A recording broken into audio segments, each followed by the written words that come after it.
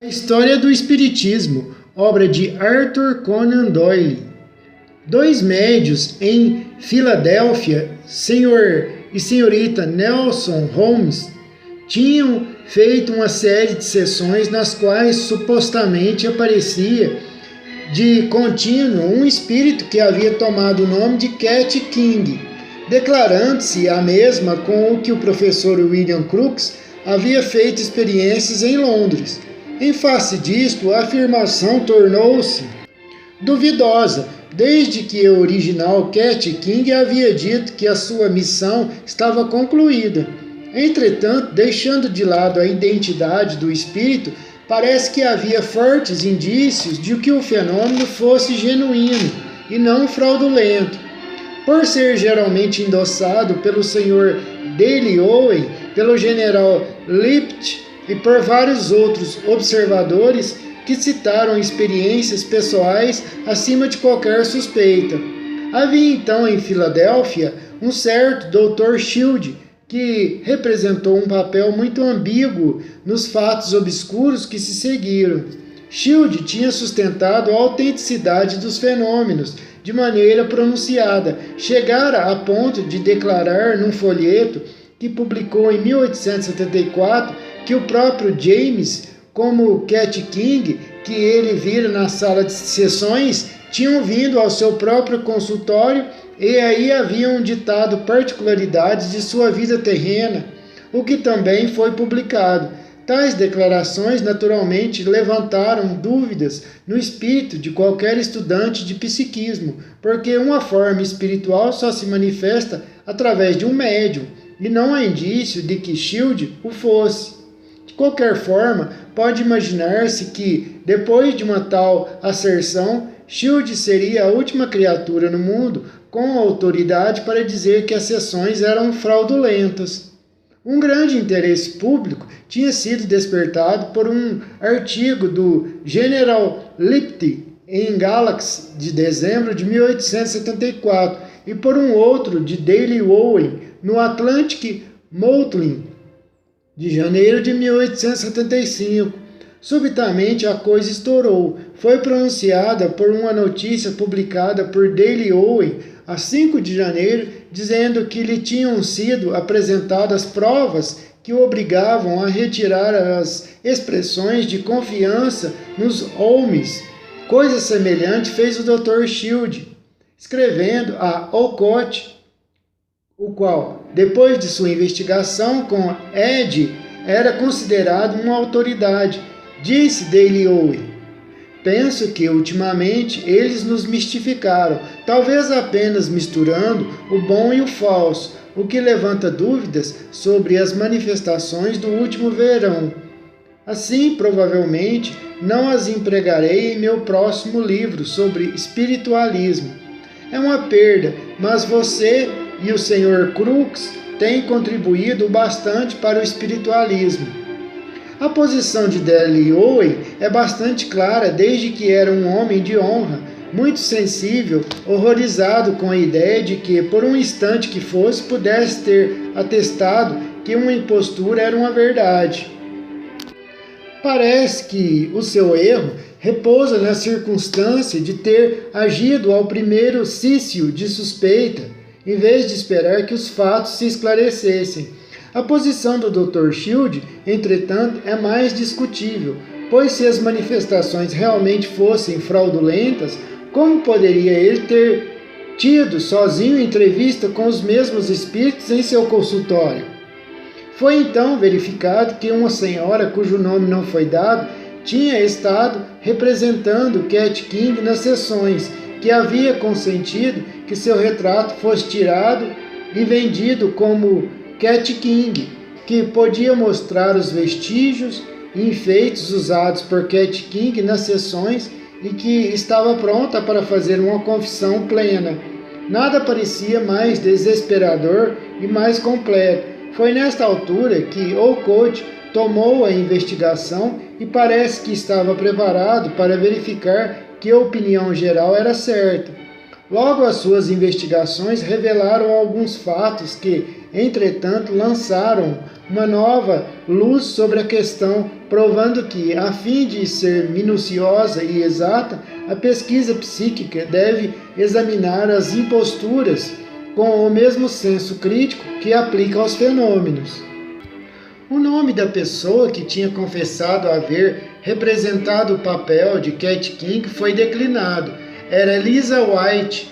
Numa declaração que ela publicou sem dar o nome, disse haver nascido em 1851, o que lhe dava então 23 anos de idade.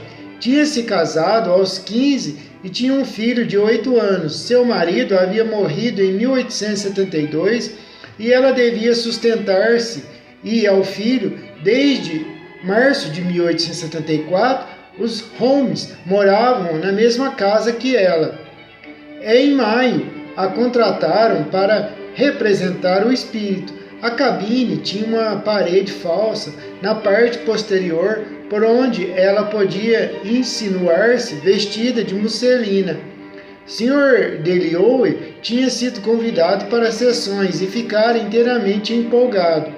Tudo isto resultou-lhe num drama de consciência que, todavia, não a impediu de arriscar-se a maiores cometimentos, tais como os de aprender a desvanecer-se ou mudar de forma, por meio de panos pretos, ou fazer-se fotografar como Cat King. Um dia, de acordo com seu relato, veio à sua sessão um homem chamado Leslie, empreiteiro de estrada de ferro. Esse cavalheiro mostrou suspeitas e, na sessão seguinte, revelou-lhe a sua fraude e lhe ofereceu auxílio em dinheiro se ela o confessasse. Aceitou e mostrou a Leslie os seus métodos de mistificação. A 5 de dezembro foi realizada uma sessão fraudulenta na qual ela representou seu papel como nas sessões reais. Isto impressionou de tal modo a Delioe e ao Dr. Shield, que se achavam presentes, que publicaram aquelas notícias nas quais reconsideravam a sua crença. E essa reconsideração foi um golpe naqueles que acreditavam nas primeiras declarações de Delioe e que agora entendiam que ele deveria ter feito uma investigação mais completa antes de sustentar tais coisas.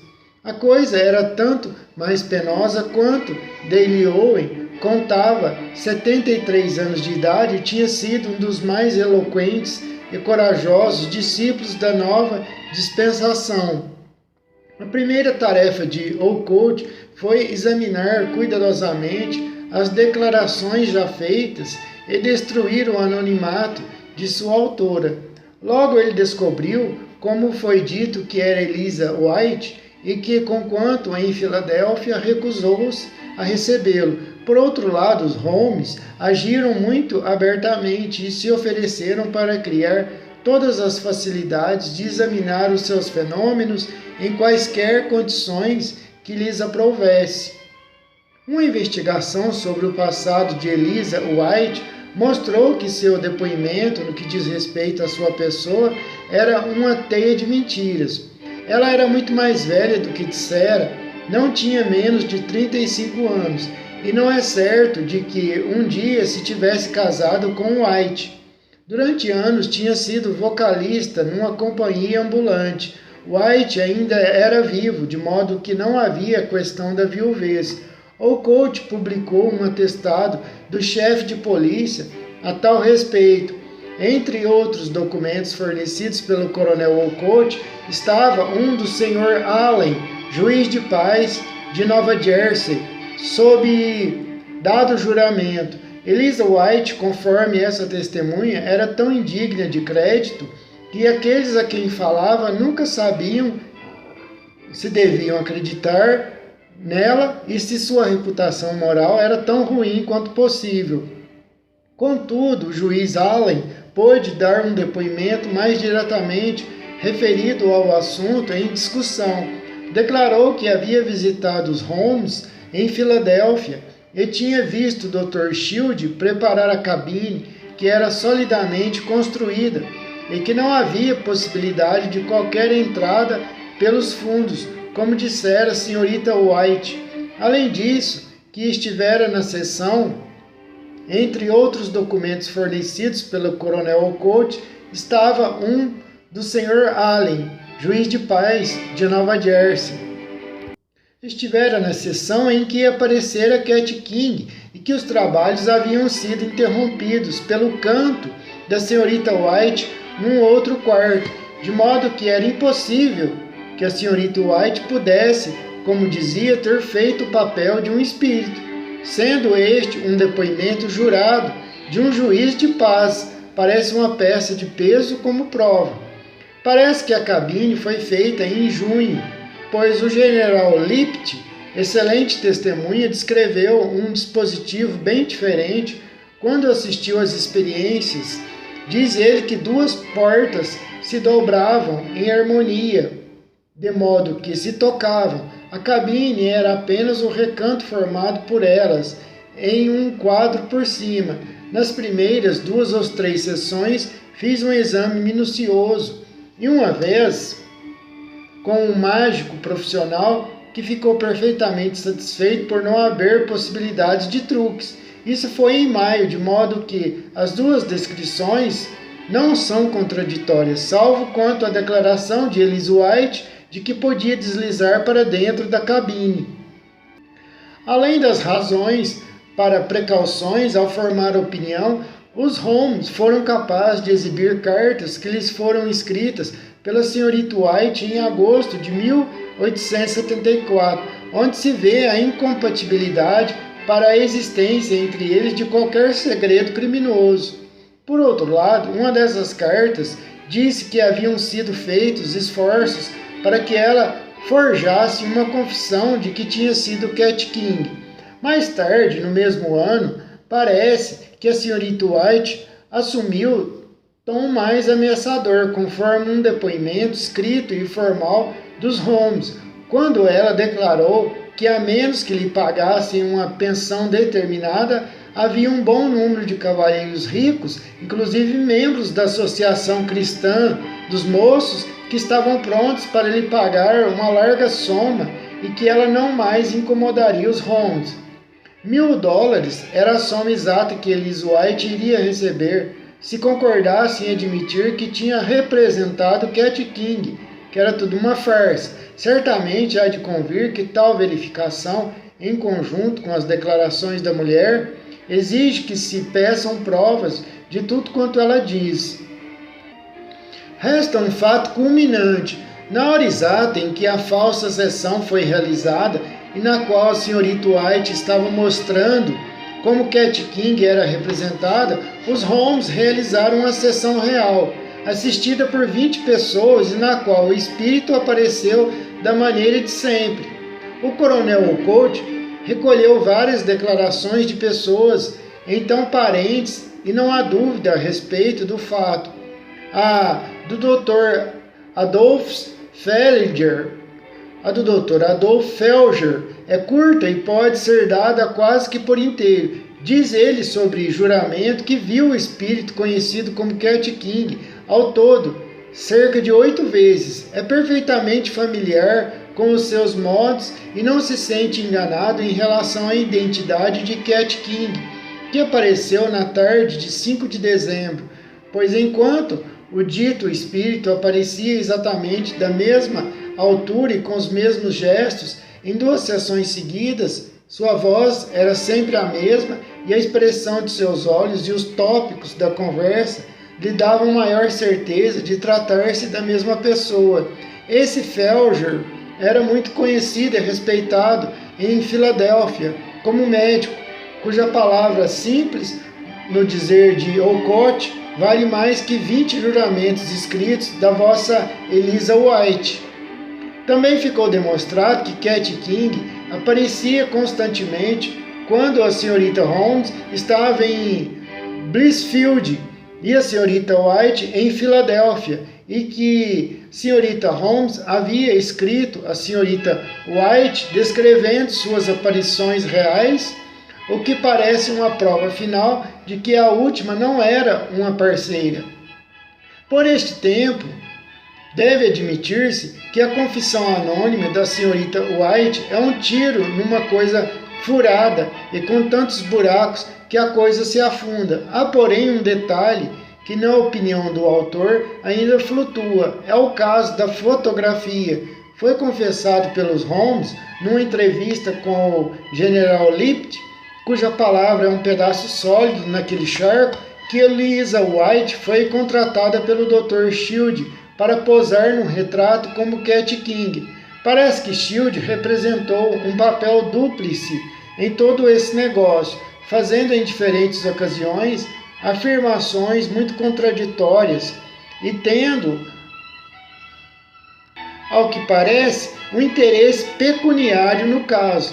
Por isso, a gente se inclina a considerar seriamente essa acusação e pensar se os Holmes teriam participado da fraude, garantindo que a imagem de Cat King era real. Talvez tivessem duvidado se ela seria ou não fotografável, de vez que sua produção exigia que a luz fosse fraca. Por outro lado, havia uma clara fonte de lucro desde que os retratos eram vendidos aos numerosos assistentes por $0,5. Em seu livro, o Coronel Olcott reproduz a fotografia da senhorita White ao lado de outra supostamente de Cat King e chama a atenção para a falta de semelhança. É claro, entretanto, que tivessem solicitado ao fotógrafo que a retocasse para disfarçar a semelhança, pois, do contrário, a fraude seria notada. O autor tem a impressão que a certeza de que os dois rostos são os mesmos, apenas com algumas alterações obtidas pela manipulação. Assim, admite que a fotografia seja fraudulenta, mas isto de modo algum corrobora o resto da narrativa da senhorita White, muito embora abale a nossa fé a respeito do caráter da senhora Holmes, do mesmo modo que o Dr. Shield.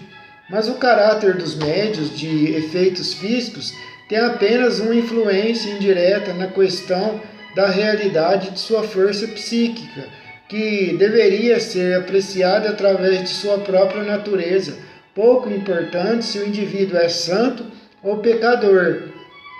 A sábia conclusão do Coronel Olcott foi que, à vista do conflito de provas, deveria pôr tudo de lado e controlar os médios à sua maneira, sem se importar com o que havia passado. E o que fez de maneira convincente, de modo que, quer que leia a sua investigação, página 460 e seguintes, não poderá negar que ele tomou todas as precauções possíveis contra as fraudes. A cabina era revestida de tela pelos lados, de modo que ninguém poderia entrar, como a senhorita White disse haver feito. Senhorita Holmes era posta num saco atado ao pescoço e, como o marido se achava ausente, ficava reduzida a seus próprios recursos. Em tais circunstâncias, numerosas cabeças se formavam, algumas das quais semi-materializadas, apresentando uma aparência horrível. Isto deve ter sido feito com um teste, ou possivelmente a longa contenção deve ter prejudicado os poderes do médium. Os rostos costumavam aparecer a uma altura que o médium não podia alcançar. Daley Owen achava-se presente a essa demonstração e já deveria ter lamentado a sua declaração prematura. Sessões posteriores e com os mesmos resultados foram realizadas por Olcott em seus próprios aposentos, de modo a eliminar a possibilidade de qualquer mecanismo sobre controle do médium. Numa ocasião, quando a cabeça de John King, o espírito dirigente, apareceu no ar, Olcott, lembrando-se da declaração de Eliza White de que esses rostos eram apenas máscaras de 10 centavos, pediu e obteve permissão para passar a sua bengala em redor dele e assim ficou satisfeito de verificar que não era sustentado por ninguém. Essa experiência parece tão conclusiva que o leitor que pretender mais provas deve ser remetido ao livro, onde encontrará muito mais. Era claro que, qualquer que fosse o papel representado por Eliza White na fotografia, não havia sombra de dúvida de que a senhorita Holmes era um médium genuíno e que poderoso para fenômenos de materializações. Deveria acrescentar-se que a cabeça de Cat King foi vista repetidas vezes pelos investigadores, conquanto a forma inteira, ao que parece, só se materializou uma vez. O general Lippitt estava presente a essa reunião e associou-se publicamente pela Banner of Light de 6 de fevereiro de 1875 às conclusões de Olcott. O autor demorou-se em um pouco sobre esse caso porque mesmo representa a maneira típica pela qual o povo é desviado do espiritualismo. Os jornais estão cheios de desmascaramentos, entre aspas. A coisa é investigada e tanto se mostra o que é falso quanto o que é parcialmente verdadeiro. Isto não é publicado e o público fica com a primeira impressão incorreta. Mesmo agora, quando se menciona Cat King, é frequentemente essa crítica.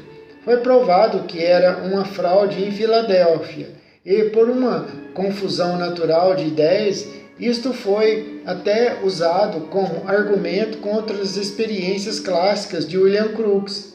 A questão, especialmente a momentânea fraqueza de Dale Owen, atrasou de muitos anos o espiritualismo na América. Foi feita uma referência a John King, o espírito dirigente das sessões de Holmes. Essa estranha entidade parece ter sido o principal controlador de todos os fenômenos físicos nos primeiros dias do movimento, e ainda é visto e ouvido ocasionalmente. Seu nome está ligado com o salão de música de Cons, com os irmãos Davenport, com Williams em Londres, com a senhorita Holmes e com muitos outros. Pessoalmente, quando materializado, tem a aparência de um homem alto, moreno, cuja cabeça nobre e grande barba negra. Sua voz é alta e profunda, enquanto as suas batidas têm um caráter peculiar. É senhor de todas as línguas, tendo sido experimentado nas línguas mais originais, como o georgiano, e nunca foi pilhado em erro. Essa criatura formidável controla bandos de espíritos inferiores, índios peles vermelhas e outros, que assistem a tais fenômenos. Afirma que Cat King é sua filha e que, em vida, como Henry Morgan, fora pirata, perdoado e armado cavalheiro por Carlos II, e que terminara como governador da Jamaica. Se assim foi, teria sido um rufião crudelíssimo, que muito terá que espiar. Contudo, o autor deve declarar que possui um retrato de Henry Morgan, feito na época, e que se encontra na obra Howard Pyle Buccaneers, a página 178, e que, se controlada, nenhuma semelhança representa com John King. Todas essas questões de identificação material são muito obscuras. Antes de encerrar o relato das experiências de Olcott, nessa etapa de sua evolução, deve ser feita uma referência ao caso da chamada transfiguração de Compton, que mostra em que águas